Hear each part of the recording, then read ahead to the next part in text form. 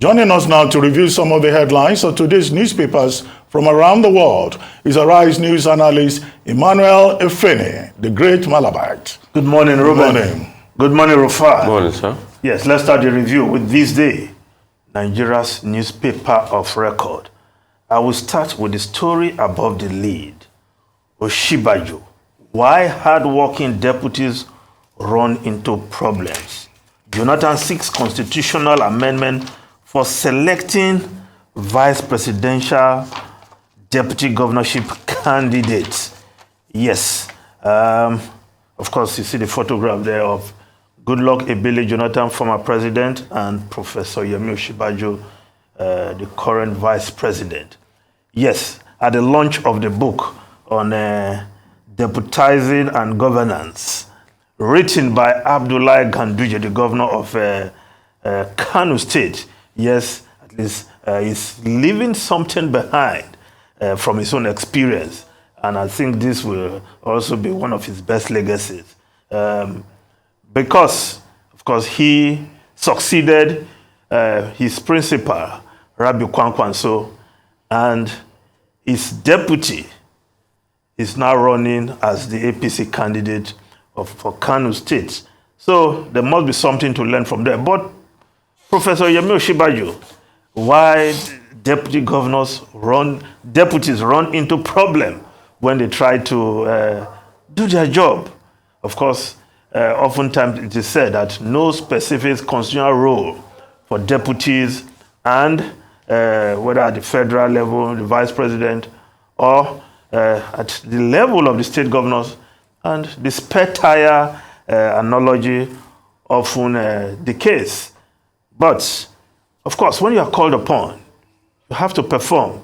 That performance may put you in trouble among power brokers. And Professor Osinbajo highlighted that, and he should know. We remember when he acted as president.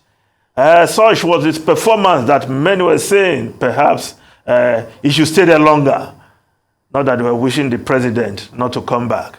But he shined, he took certain action, but again, that put him in trouble. So Goodluck Ebele Jonathan, Dr. Goodluck Ebele Jonathan is suggesting that perhaps there should be some constitutional amendment, not just to give role to the deputies, but to ensure that candidates pick their running mates even before the primaries. That way, both will be owning the ticket, and it will not be a case of one person doing the other a favor.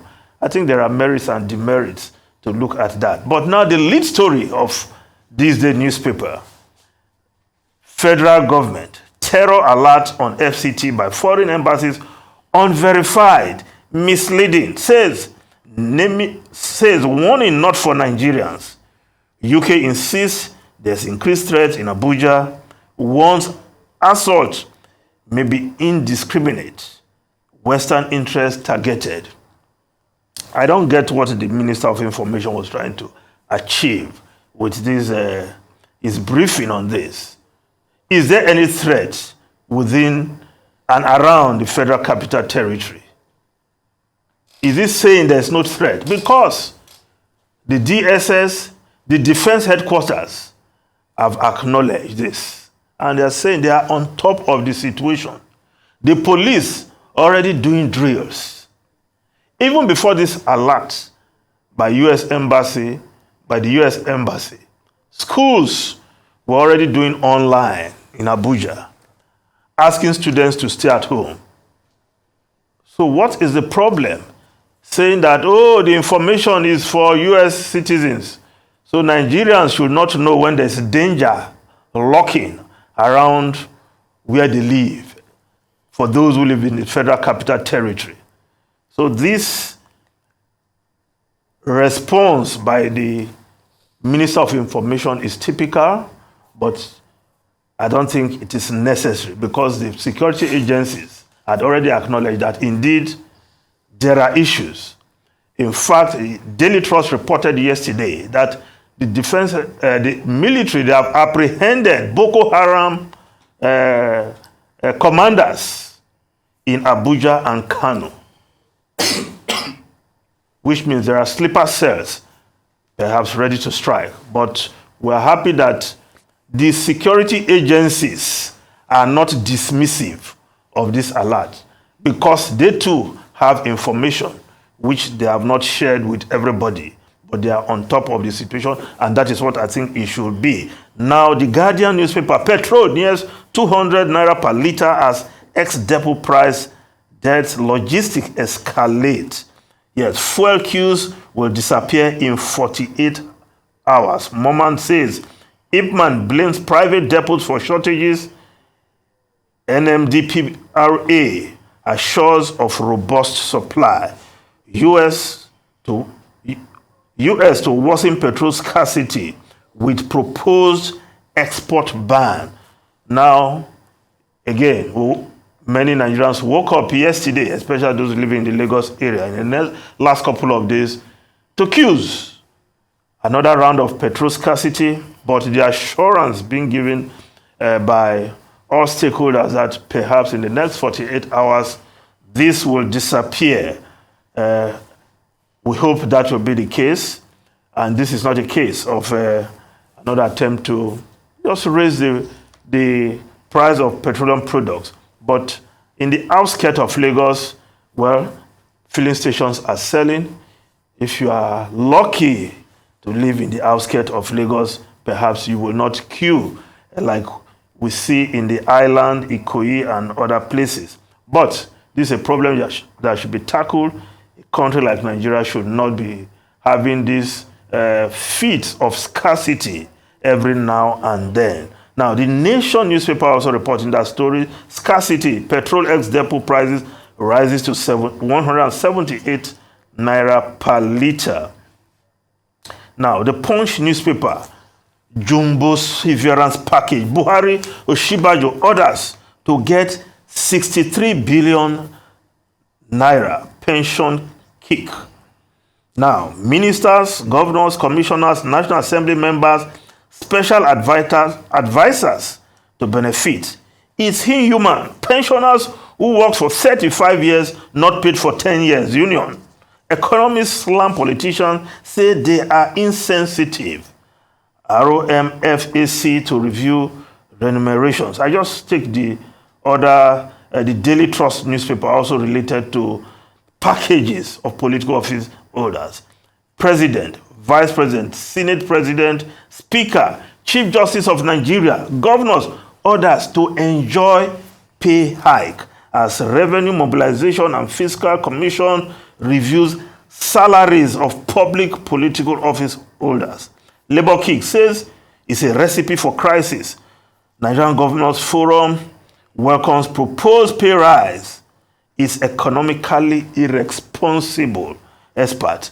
Yes, for political office holders, I don't know who's initiating this, whether it's at the behest of those in government or the Revenue Mobilization and Fiscal Commission just trying to please those in power, to think of increasing the pay of these political office holders at a time Nigerian workers are feeling the bite of inflation.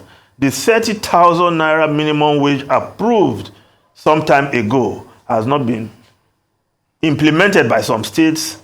It has been overtaken by devaluation of the naira, by inflation.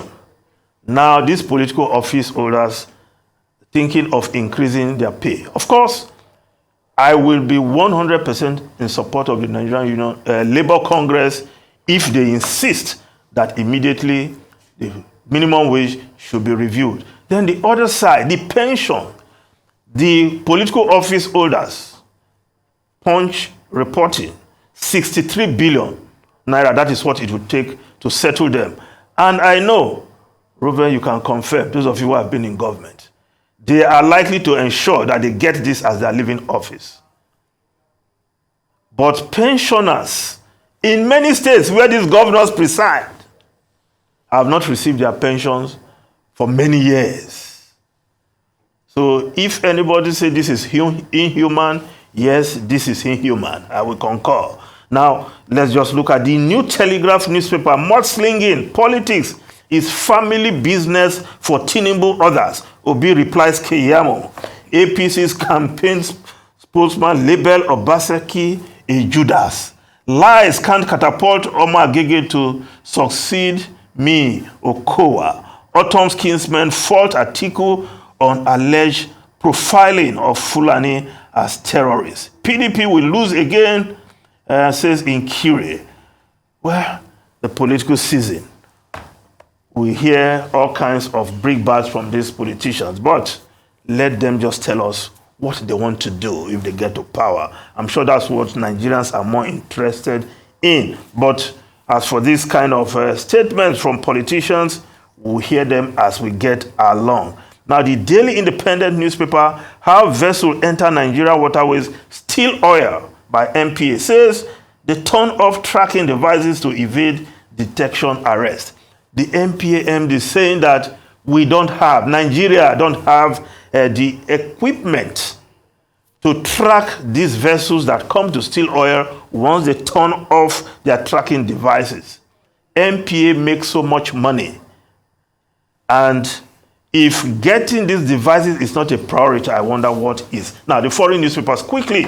The Times of London, I will fix mistakes, vows Sunak, as it brings continuity cabinet. Yes, new Prime Minister takes swipe at Strauss record.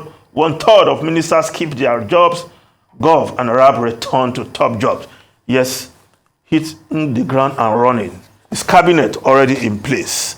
But, of course, a lot of headache to take care of. What by Rishi Sunak, the economy, how he deals with the economy will decide whether he will have a successful tenure.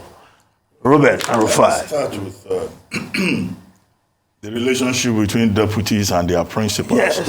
You know that there's a long history in Nigerian politics in this regard, with deputy governors or vice presidents not seeing eye to eye with their principals. And the other persons that spoke, the author of the book, Dr. Abdullahi Ganduje, President Goodluck Jonathan, and Vice President Osinbajo.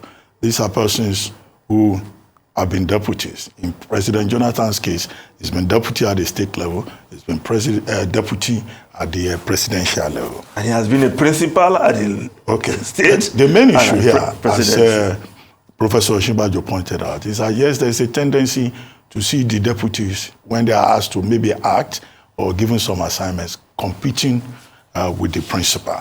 And that is why some principals, they don't even hand over if they are going on vacation, because the deputy is supposed to be the next in command in the case of any eventuality, either death or resignation. But what we must know is that the Constitution, the main issue is that the Constitution of Nigeria vests executive powers in the president and the governor under Section 5, 5.1, 5.2, and going forward.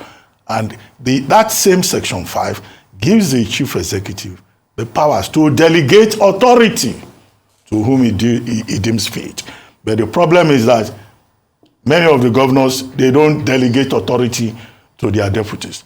The deputy governor is a creation of the Constitution under Section 186.